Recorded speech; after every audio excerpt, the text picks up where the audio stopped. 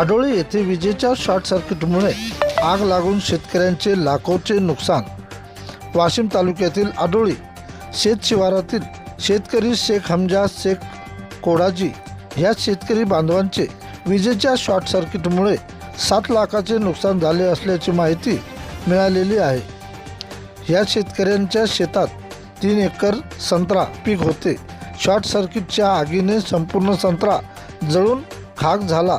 त्यामध्ये स्प्रिंकलरच्या तोट्या, ड्रीपचे बंडल, एक पाईप सट व एक मोठा टीन पत्राचा गोठा, गोठ्यातील इतर साहित्य शेती उपयोगी विजेच्या शॉर्ट सर्किटने जळून खाक झाले असल्याचे शेतकरी बांधवांनी शेतकरी आघाडीचे महाराष्ट्र प्रदेश कार्याध्यक्ष राम एडोळे यांच्याशी फोनवरून संपर्क करून त्यांना माहिती दिली।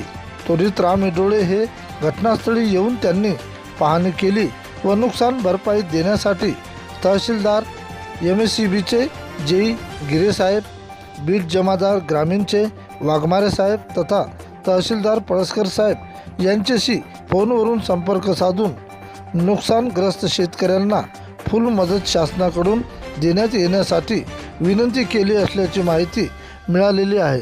प्रतिनिधी विठ्ठल सानप।